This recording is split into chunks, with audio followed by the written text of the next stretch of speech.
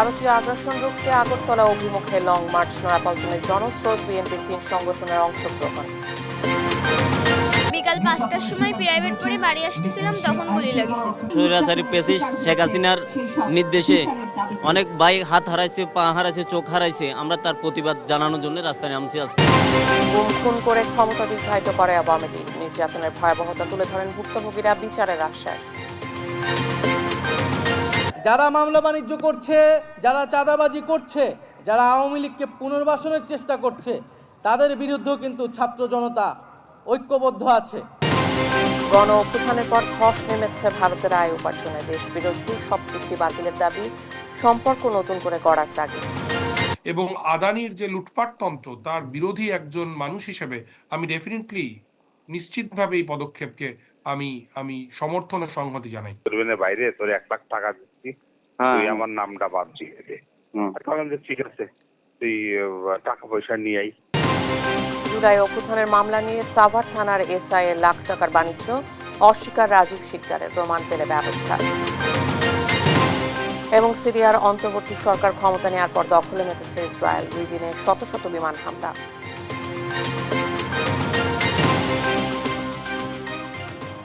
দেখছিলেন শিরোনাম সংবাদ সকালের, সঙ্গে আছে আমি শিকা আজিজ। ভারতীয় আগ্রাসনের প্রতিবাদে আখাউড়া অভিমুখে লং মার্চ কর্মসূচি শুরু করেছে বিএনপির 3 সংগঠন। বুধবার সকাল 9টায় যুবদল, ছাত্রদল ও স্বেচ্ছাসেবক দলের উদ্যোগে রাজধানী নয়াপল্টন থেকে শুরু হয় এই কর্মসূচি। এরপর কিশোরগঞ্জের ভৈরব বাজারে গিয়ে পথসভা হবে, সেখান থেকে ব্রাহ্মণবাড়িয়ার আখাউড়া সীমান্তে গিয়ে হবে সমাপনী সমাবেশ। এতে বিএনপি নেতাকর্মী সহ সাধারণ মানুষ অংশ নেবে বলে প্রত্যাশা আয়োজকদের।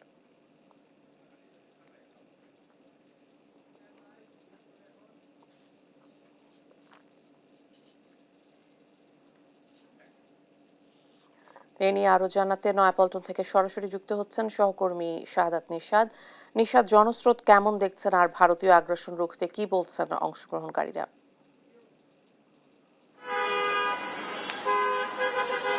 জি, যেমনটি বলছিলেন, স্বেচ্ছাসেবক দল, ছাত্র দল এবং যুব দলের ভারতের আগ্রাসনের বিরুদ্ধে ঢাকা টু যে আগরতলা যে লং মার্চ, সেই লং মার্চ কিন্তু আনুষ্ঠানিকতাভাবে তারা কিন্তু যাত্রা শুরু করেছে। তারা যে আখাউড়া, সেখানে তারা কিন্তু যাত্রা শুরু করেছে এবং আমরা দেখেছি মূলত এখানে সকাল 8টার দিকে এখানকার যে স্বেচ্ছাসেবক দল, ছাত্র দল এবং যুব দলের যে কেন্দ্রীয় নেতারা আছে তারা কিন্তু এখানে সংক্ষিপ্ত সমাবেশ করেছে এবং কয়েক হাজার গাড়ি নিয়ে কিন্তু তারা একে একে রওনা দিয়েছে এবং আমরা দেখেছি ইতিমধ্যেই কয়েকশো গাড়ি কিন্তু রওনা দিয়েছে। এখনও পল্টন কার্যালয়ের, বিএনপি কার্যালয়ের সামনে আছে, এখনও কিন্তু তাদের অসংখ্য গাড়ি কিন্তু সেই আখাউড়া অভিমুখে যাচ্ছে।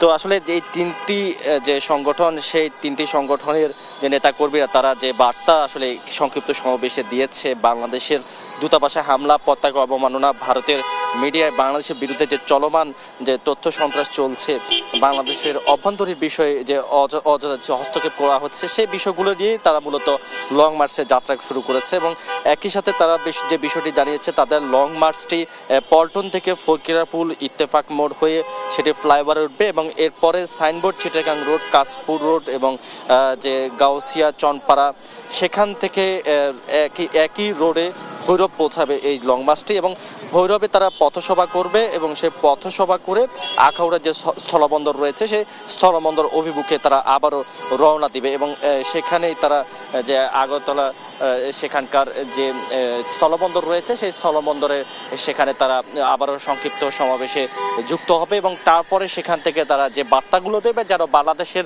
অভ্যন্তরের বিষয়ে কোনো ধরনের কোনো হস্তক্ষেপ না করা হয় এবং সেক্ষেত্রে বাংলাদেশের যে বর্তমান যে চলমান পরিস্থিতি রয়েছে, সেখানে যেখানে বাংলাদেশের মানুষ বলছে যে কোনো ধরনের কোনো অস্থিতির পরিস্থিতি নেই, সেখানে এ ধরনের গুজব এবং তথ্য সন্ত্রাসী এই অবস্থান থেকে যেন ভারত সরে আসে এবং সেই সাথে ভারতের সাথে বাংলাদেশের যে বন্ধুত্ব রয়েছে সেই বন্ধুত্ব বজায় রেখে যেন তারা যে শুধু বাংলাদেশ না, ভারতের যে অবস্থান যেখানে রয়েছে, আমরা দেখেছি ভারতে কিন্তু বর্তমানে বিভিন্ন জায়গায় যে যে পর্যটন নগরীগুলো রয়েছে সেগুলো একেবারে স্থবির হয়ে গিয়েছে। সেক্ষেত্রে ভারতও অনেকটা রাজস্ব থেকে তারা বঞ্চিত হচ্ছে। তো সবকিছু মিলিয়ে যে আসলে একটি পার্শ্ববর্তী দেশের সাথে আরেকটি দেশের যে শত্রুতা, সে ধরনের কোনো গুজব থেকে সরে এসে যেন প্রকৃত যে খবর, যে প্রকৃত জায়গা থেকে যেন তারা একত্রিত থাকে, এমনটা আহ্বান জানানো বলে এখানে দাঁড়িয়ে তারা জানিয়েছেন। এবং একই সাথে সেখানে যে মুসলমানদের প্রতি যেন কোনো ধরনের কোনো নির্যাতন না হয়, কারণ যেহেতু বাংলাদেশে এই ধরনের কোনো ধর্ম নিরপেক্ষতা নেই, তারা যে একই সাথে মিলেমিশে চলে, সেই ক্ষেত্রে যেন সেই বিষয়টিও তারা মাথায় রেখে তারা চলে, সেই বিষয়ে তারা দাবি জানাবেন বলে আমাদেরকে জানিয়েছেন। তো এখন পর্যন্ত যে অবস্থান আমরা দেখতে পাচ্ছি, এখানে এখনো পল্টনের যে বিএনপি কার্যালয়, সেই বিএনপি কার্যালয়ের সামনে এখনো অসংখ্য গাড়ি রয়েছে। তারা মূলত 8টায় রওনা দেওয়ার কথা ছিল, কিন্তু তারা 9টা থেকে রওনা দিয়েছে এবং সেখান থেকে এখন আমরা সামনে কয়েকশো গাড়ি দেখেছি, তারা সেগুলো যাত্রা শুরু করেছে। যেহেতু ঢাকার মুখে যানজটের একটি নাকাল রয়েছে, অবস্থান রয়েছে এবং বিভিন্ন সিগন্যালের কারণে কিন্তু আস্তে আস্তে পল্টন কার্যালয়ের সামনে থেকে একে একে গাড়িগুলো যাচ্ছে। তো সবকিছু মিলে এই ছিল ঢাকা টু যে আখাউড়া বিএনপি যে লং মার্চ, ছাত্রদল, যুবদল এবং স্বেচ্ছাসেবক দলের সেই লং মার্চের আমার কাছে থাকা সবশেষ খবর। ধন্যবাদ আপনাকে। লং মার্চ নিয়ে বিস্তারিত জানছিলাম সহকর্মীর কাছে। জুলাই গণহত্যা, পিলখানা হত্যাকাণ্ড সহ সব ধরনের মানবাধিকার লঙ্ঘনের মতো অপরাধের বিচার দাবি করেছেন ভুক্তভোগী পরিবার। মঙ্গলবার রাজধানীর সোহরাওয়ার্দী উদ্যানে আন্তর্জাতিক মানবাধিকার দিবস উপলক্ষে মায়ের ডাক আয়োজিত গণজমায়েতে এই আহ্বান জানান তারা। এ সময় গুম খুনে জড়িত আওয়ামী লীগকে রাজনীতিতে ফেরানোর চেষ্টা প্রতিহতের ঘোষণা দেন বক্তারা। নিয়াজ মোর্শেদের রিপোর্ট। সহ্য কখনো করতে পারবো না, আমি ছেলেকে আর পাবো না। এভাবেই কান্নায় ভেঙে পড়েন আওয়ামী সরকারের শাসনামলে গুম, খুন ও নির্যাতনের শিকার হওয়া স্বজনরা। ফ্যাসিবাদ বিদায় নিয়েছে, তবে রয়ে গেছে তার তাণ্ডবের ক্ষত, যা বয়ে বেড়াচ্ছে এখানে উপস্থিত পরিবারগুলো। তাদের এখন একটাই দাবি, যেন বিচার করা হয়। মঙ্গলবার রাজধানীর সোহরাওয়ার্দী উদ্যানে আন্তর্জাতিক মানবাধিকার দিবস উপলক্ষে এ সমাবেশের আয়োজন করা হয়। এ সময় ভুক্তভোগীদের বক্তব্যে হৃদয় বিদারক পরিবেশ সৃষ্টি হয়। বিকাল 5টার সময় প্রাইভেট পড়ে বাড়ি আসতেছিলাম, তখন গুলি লাগিছে। স্বৈরাচারী ফ্যাসিস্ট শেখ হাসিনার নির্দেশে অনেক ভাই হাত হারাইছে, পা হারাইছে, চোখ হারাইছে। আমরা তার প্রতিবাদ জানানোর জন্য রাস্তায় নামছি আজকে। যারা দীর্ঘ 15 বছর এই গুম, খুন ও বিচার বহির্ভূত হত্যাকাণ্ডের সঙ্গে জড়িত ছিল, তাদের সবাইকে শাস্তির আওতায় আনার দাবি জানান সমাবেশে উপস্থিত রাজনৈতিক দলের নেতারা। সে সঙ্গে দেশের সার্বভৌমত্ব রক্ষায় সবাইকে ঐক্যবদ্ধ থাকার আহ্বানও জানান নেতারা। এই রাজনীতির লড়াই চলবেই, তারপরেও এই লড়াই নিয়েও যাতে আমরা ঐক্যবদ্ধ থাকতে পারি। এই ফ্যাসিস্ট শাসনের যারা বাস্তবায়নকারী এবং যারা নির্দেশদাতা, তাদের প্রত্যেকের বিচার চাই। একটা ট্রাইব্যুনালে সমস্ত বিচার করা যাবে কিনা আমি জানি না, অনেকগুলো ট্রাইব্যুনাল গঠন করা দরকার। 17-18 বছরের কালো যুগে যত খুন গুম হয়েছে, মানবাধিকার কমিশন তার কি বিচার করেছে? যুগ যুগ ধরে মানুষ কিন্তু নিজের জীবনকে বাজি রেখে তারা যুদ্ধ করেছে কেন? মানুষের অধিকার প্রতিষ্ঠার জন্য। গণজমায়েতে বিএনপির ভারপ্রাপ্ত চেয়ারম্যান তারেক রহমানের লিখিত বক্তব্য পাঠ করা হয়।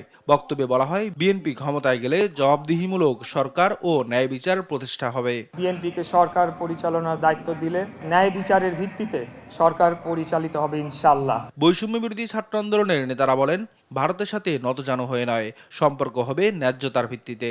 ভারতের সাথে কোন নতজানু সম্পর্ক আর হবে না।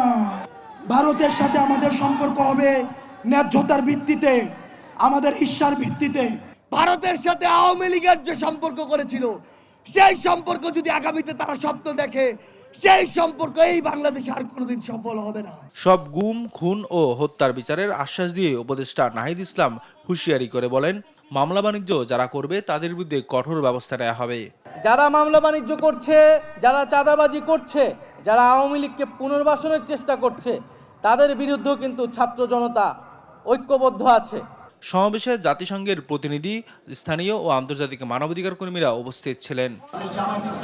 নিয়াজ মোর্শেদ, দেশ টিভি, ঢাকা।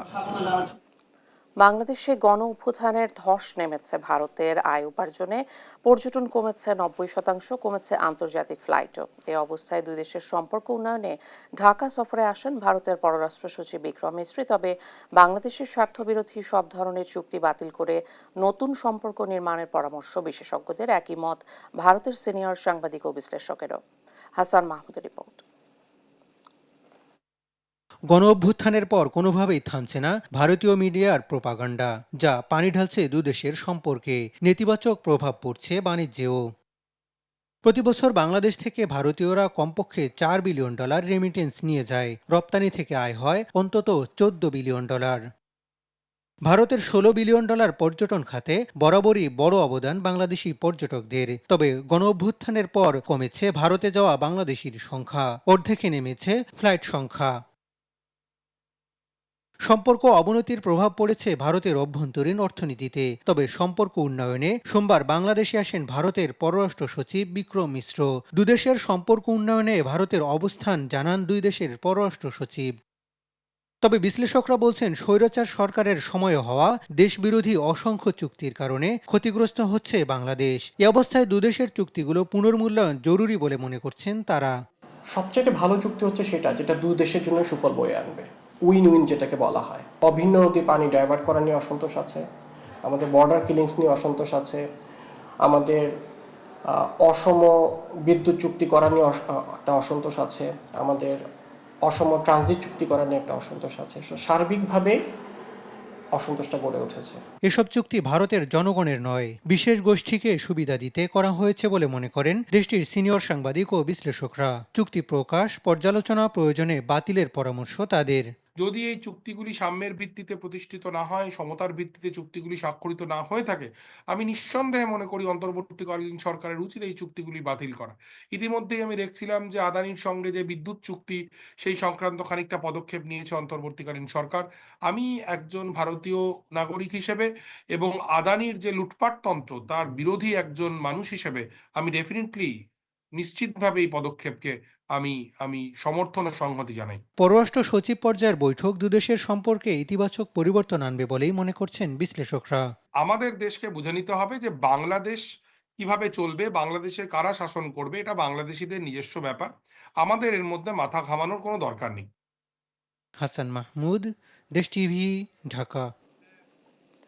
আন্তর্জাতিক অপরাধ ট্রাইব্যুনালে এসেছেন চিফ প্রসিকিউটরের বিশেষ পরামর্শক, আন্তর্জাতিক অপরাধ আইন বিশেষজ্ঞ টবি ক্যাডম্যান। তিনি চিফ প্রসিকিউটর ও তদন্ত সংস্থার কর্মকর্তাদের সঙ্গে বৈঠকে বসেছেন।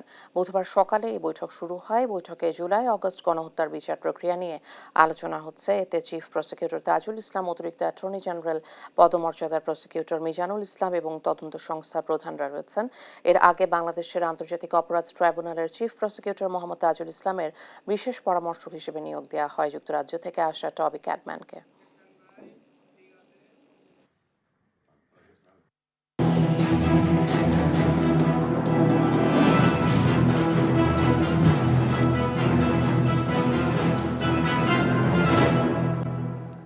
জুলাই আগস্ট বিপ্লবে আহত বা নিহতের ঘটনায় করা মামলা যেন লাখ লাখ টাকার বাণিজ্য। এই সুযোগ দিচ্ছে কিছু পুলিশ ও কুচক্রী মহলের কাছে। সাভার থানার সাব ইন্সপেক্টরের এমন মামলা বাণিজ্যের প্রমাণ এসেছে দেশ টিভির হাতে। সাথে রয়েছে স্থানীয় কিছু রাজনৈতিক নেতারাও। সাভার প্রতিনিধি দেওয়ান ইমনকে সাথে নিয়ে এম এ আজিমের রিপোর্ট। দোকানের চাবি পর্যন্ত দেখাইছি, তাও বিশ্বাস করে নাই। পরে যখন মনে করেন যে গুলি শুট করছে একবারে কাছের থেকে, যখন গুলি করলো তখন আমার আগুন ফাটা। জুলাই আগস্ট বিপ্লবে পুলিশের গুলি খেয়ে কোনো মতে প্রাণে বেঁচে গেলেও ডান হাত অচল সাভারের মুদি ব্যবসায়ী ইসরাফিল হোসেনের। এখন তার জন্য নতুন বিপত্তি মামলা বাণিজ্য। প্রতিদিন দোকানে বিএনপির স্থানীয় নেতা সহ পুলিশ আসছে তাকে মিথ্যে মামলার বাদী করতে। সাভার থানার এসআই দারোগা রাজীব কয় সরকারি কোনো অনুদান পাইছেন? বললাম না, আমি সরকারি কোনো অনুদান এখনো পাইনি।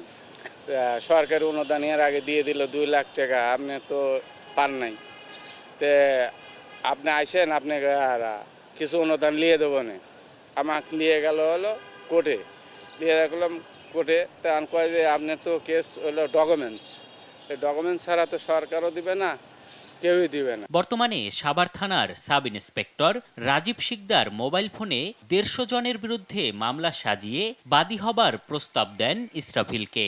মামলা করলে 50,000 টাকার সহযোগিতা মিলবে বলেও জানায় রাজীব। বড় ভাই আমার উপর বিশ্বাস রাখেন, সমস্ত দায়ভার আমার উপরে চাপান। সাভারে 40 জন লোক মামলা করিতে, কয়জন লোক মামলা করেছে? মিনিমাম 40 জন, তার বেশি। একটা লোকের দেখান তো যার ক্ষতি হয়েছে, উপকার ছাড়া। অনেকেই এমন মামলা করেছে বলে আশ্বস্ত করে পরবর্তীতে আসামিদের অব্যাহতি দিতে লাখ লাখ টাকার চাঁদাবাজির বুদ্ধিও দেয় সাভার থানার সাব ইন্সপেক্টর রাজীব। এই যে আসামির নামে যে গুলো দিচ্ছেন, 2 দিন পরে আসামিরা আপনার সাথে যোগাযোগ করবে না, বাইরে তোর 1 লাখ টাকা দিচ্ছি, তুই আমার নামটা বাদ দিয়ে দে। যে ঠিক আছে, তুই টাকা পয়সা নিয়ে আই, টাকা পয়সা তুই নিয়ে আই, টাকা পয়সা নিয়ে এসে দামে আপনার লোক দিবানে, আপনার ভয় নেই, বিএনপি জাতীয় লোকজন দিবানে, টাকা পয়সা নিয়ে আই, তুই টাকা পয়সা নেবেন, কোর্টে যাই হোক, থানায় এসেই হোক, বা যে সংস্থার কাছে তদন্ত দেয় তার কাছে যাই এপিটোপিট দিয়ে এসে পাবেন, ভাই আমি ভুলবশত বুঝিনি, এর নামটা ঢুকে গেছে। বিষয়টি জানতে এবার পুলিশের সাব ইন্সপেক্টর রাজীব শিকদারের মুখোমুখি দেশ টিভি টিম। সম্পূর্ণ বিষয়টি অস্বীকার করেন তিনি। আমি কার নামে মামলা দেওয়ানি? সব তথ্য প্রমাণ আছে। আচ্ছা আসেন আমি কথা বলি কি। তবে এরপরই ম্যানেজের চেষ্টা চালায় দেশ টিভির সংবাদকর্মীদের। বিষয়টি নিয়ে ক্যামেরার সামনে কথা বলেনি সাভার থানার অফিসার ইনচার্জ। তবে মোবাইল ফোনে জানান যথাযথ প্রমাণ পেলে ব্যবস্থা নেওয়া হবে। তো যদি এই ধরনের কোনো অভিযোগ কোনো ভুক্তভোগী আমাদের কাছে আসেন, হ্যাঁ অবশ্যই তিনি নির্দ্বিধায় আমার এখানে আসবেন এবং অভিযোগ দিবেন, আমি আইনগত ব্যবস্থা করব। কিছু অসাধু পুলিশ আর মামলা চক্রের চাঁদাবাজিতে অতিষ্ঠ হয়ে উঠেছে সাভারের সাধারণ মানুষ। এম এ আজিম, দেশ টিভি, ঢাকা। নয়াপল্টনে আবারও সরাসরি যুক্ত হচ্ছেন সহকর্মী শাহাদাত নিশাদ। নিশাদ, আগরতলা লং মার্চে মানুষজনের অংশগ্রহণ কেমন দেখছেন, কি বলছেন তারা?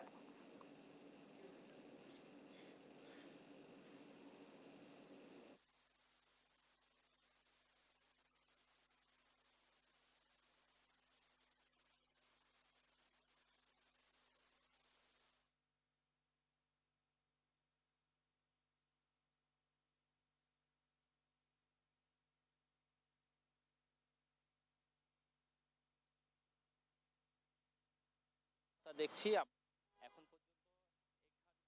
যে লং মার্চে যে গাড়িগুলো রয়েছে সেগুলো কিন্তু একদম শেষ পর্যায়ে গিয়েছে এবং সেখানে একদম এখন আর শেষ পর্যায়ে গিয়ে এখন কিন্তু তারা যে যাত্রাবাড়ি ফ্লাইওভার রয়েছে সেই ফ্লাইওভার হয়ে কিন্তু তারা আখাউড়ার দিকে রওনা দিয়েছে এবং সেক্ষেত্রে আমরা এখন পর্যন্ত এখানকার যে বিএনপি কেন্দ্রীয় কার্যালয় সেখানে সামনে থেকে দেখছি সকাল 9টা থেকে তারা যাত্রা শুরু করেছে এবং যাত্রা শুরুর পর কিছুক্ষণ আগে কিন্তু সর্বশেষ তাদের যে গাড়িগুলো রয়েছে সেগুলো ছেড়ে গিয়েছে। অর্থাৎ এখনো কিছু গাড়ি থেমে আসলে যেহেতু ঢাকার ভেতরে একটা যানজটের অবস্থান রয়েছে সেই ক্ষেত্রে কিছু কিছু গাড়ি এখনো যাচ্ছে এবং যে নেতাকর্মী রয়েছে অনেক নেতাকর্মী এখনো কিন্তু কেন্দ্রীয় কার্যালয়ের সামনে রয়েছে।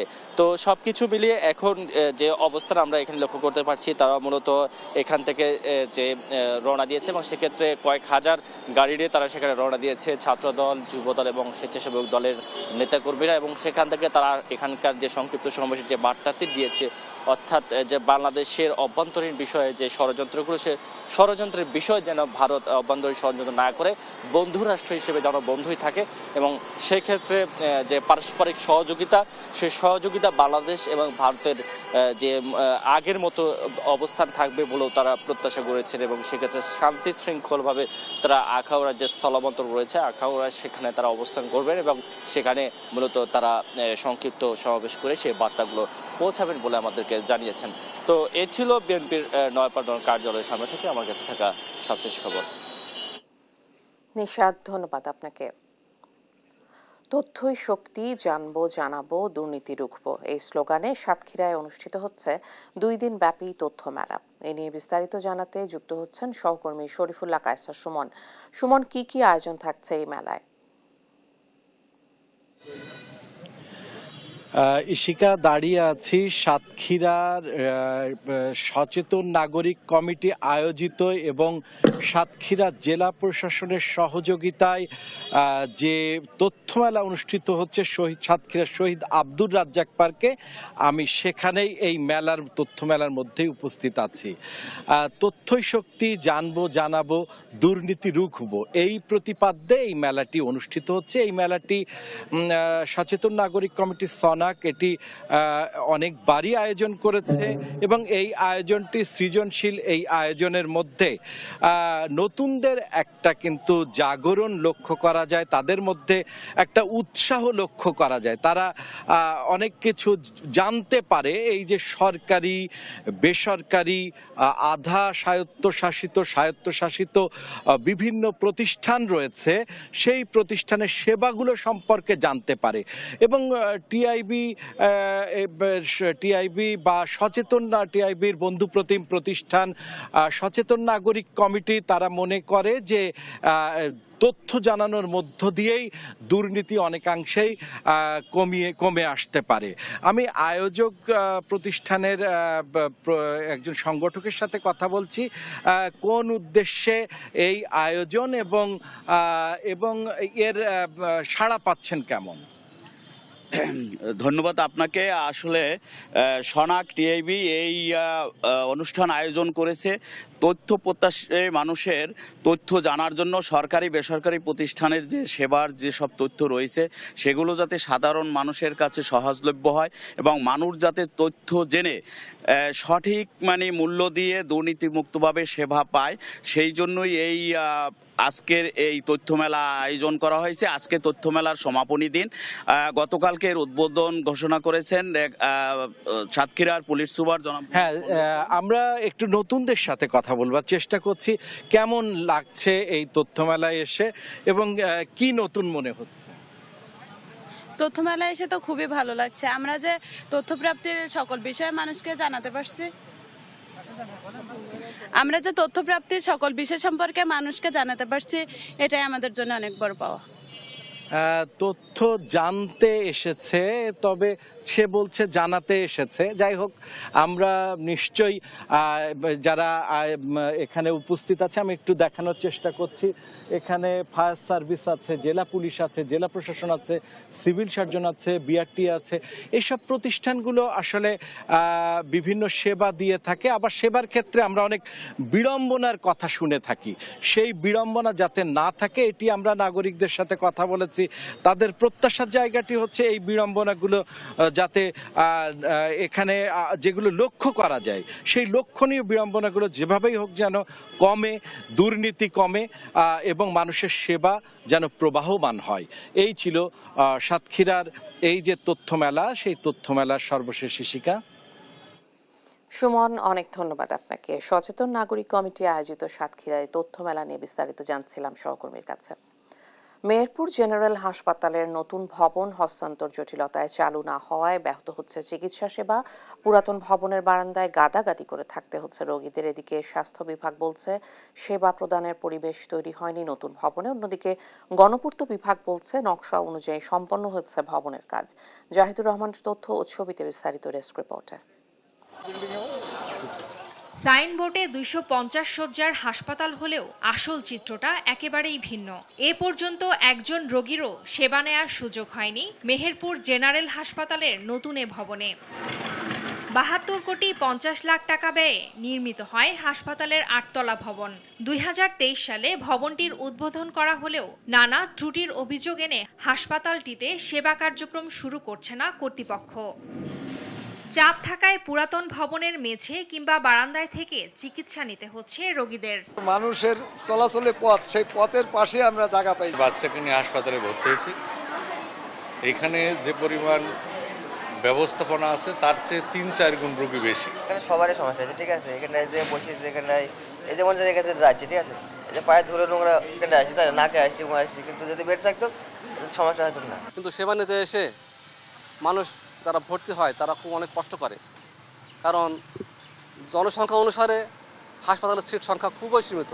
সব মিলিয়ে মাত্রাতিরিক্ত রোগী সামলাতে হিমশিম অবস্থা ডাক্তার ও নার্সদের। আবহাওয়া চেঞ্জ হচ্ছে আস্তে আস্তে, এখন আবার শিশু রোগী বাড়বে বা একটা নির্দিষ্ট সময় ডায়রিয়া রোগী বাড়ে, তখন তো সেই ওয়ার্ডের উপর দিয়ে অনেক প্রেশার যায়। নিরাপত্তাজনিত কিছু সমস্যার কারণে কয়েকটা জিনিস একটু মিসিং ছিল। তো আমরা সেই মিসিং জিনিসগুলোতে সুপারিশ আকারে আমাদের সম্মানিত তত্ত্বাবধায়ক মহোদয় বরাবর একটা সুপারিশ দিয়েছি। হসপিটালে যারা সেবা প্রার্থী আসছে তারা অনেক ভোগান্তির শিকার হচ্ছে। আমরা বিশেষ করে তাদেরকে সিটে রাখতে পারছি না, কারণ আমাদের এই ভবনটা এখনো 100 শয্যার এবং আমাদের রুগী থাকে 350 থেকে 400, বাকি রুগীকে ফ্লোরিং করতে হচ্ছে। এদিকে নকশা অনুযায়ী কাজ সম্পন্ন করার দাবি জানিয়েছে গণপূর্ত বিভাগ। আমাদের নকশা অনুযায়ী এবং ডিজাইন অনুযায়ী কাজ কমপ্লিট এবং শিডিউলে বা টেন্ডারে যা ছিল আমরা সেই অনুপাতে কাজ শেষ করেছি। উনি যে ত্রুটিগুলো আমাদের বলছে সে ত্রুটিগুলো আসলে আমাদের শিডিউল আমাদের ভিতর নাই, যেগুলো আমরা বিল দিয়েছি সে ধরনের কোনো ত্রুটি আমাদের নাই। আমরা যে বিলগুলো দিয়েছিলাম সব জটিলতা কাটিয়ে নতুন ভবন দ্রুত চালুর দাবি রোগীর স্বজন ও এলাকাবাসীর। নিউজ ডেস্ক, দেশ টিভি। অন্তর্বর্তী সরকারের প্রধানমন্ত্রী হিসেবে দায়িত্ব গ্রহণের পর সিরিয়ার ইতিহাসে প্রথমবারের মতো সবচেয়ে বড় বিমান হামলা চালিয়েছে ইসরায়েল। গেল 48 ঘণ্টায় সিরিয়ায় শত শত বিমান হামলা চালায় দেশটি। ইসরায়েলের দাবি, জঙ্গিবাদের উত্থান থেকে রক্ষার্থে সিরিয়ার অস্ত্র ভান্ডারগুলোতে এই হামলা চালানো হচ্ছে। সিরিয়ার ভেতরে সামরিক ঘাঁটি গড়ার লক্ষ্যেই এই হামলা চালাচ্ছে তেল আবিব, এমন দাবি বিশ্লেষকদের। নাসরিন আক্তারের রিপোর্ট। সিরিয়ায় নতুন সরকারের গঠনের শুরু থেকে দেশটিতে হামলা আরও জোরদার করছে ইসরায়েল। সেনাবাহিনীর দাবি 48 ঘণ্টার মধ্যে অন্তত 480 বার হামলা চালানো হয়েছে। যদিও ইসরায়েলের দাবি, আসাদের রেখে যাওয়া অস্ত্র ভান্ডারগুলো যাতে বিদ্রোহীদের হাতে না পড়ে সেজন্যই এ অস্ত্র মজুদাগারে চালানো হচ্ছে হামলা। মঙ্গলবার ইসরায়েলের প্রতিরক্ষা মন্ত্রী কার্জ জানান, সিরিয়ার দক্ষিণাঞ্চলে একটি ডিফেন্স জোন তৈরি করবে যেখানে স্থায়ী সেনাবাহিনী মোতায়েন না করার কথাও জানান মার্কিন এ প্রতিরক্ষা মন্ত্রী। আসাদ সরকারের পতনের পর বিদ্রোহীদের হাতে দেশটির নিয়ন্ত্রণ গেলে ক্ষমতা হস্তান্তর প্রক্রিয়া ঘিরে সন্দেহ দানা বাঁধে। মঙ্গলবার অন্তর্বর্তী সরকারের প্রধানমন্ত্রী হিসেবে দায়িত্ব নেন মোহাম্মদ আল বশির, যিনি এর আগে ইদলিবে সিরিয়ান স্যালভেশন গভর্নমেন্টের প্রধান হিসেবে দায়িত্ব পালন করেন। একদিকে নতুন সরকারের গঠন প্রক্রিয়া শুরু হচ্ছে সিরিয়ায়, অন্যদিকে বাড়ছে ইসরায়েলি হামলা। ফলে সিরিয়ার ভবিষ্যৎ পরিস্থিতি নিয়ে শঙ্কা কাটছে না বিশ্বমহলে। ইসরায়েল আসাদ সরকারের পতনকে সাধুবাদ জানালেও এইচটিএস এর কার্যক্রমের দিকে সতর্ক দৃষ্টি রাখছে। মঙ্গলবার ইসরায়েলি প্রধানমন্ত্রী বেনিয়ামিন নেতানিয়াহু এইচটিএস-কে সতর্ক করে বলেন, ইরানের অস্ত্র সিরিয়া দিয়ে হিজবুল্লাহর হাতে গেলে স্পষ্ট প্রতিক্রিয়া জানাবে ইসরায়েল।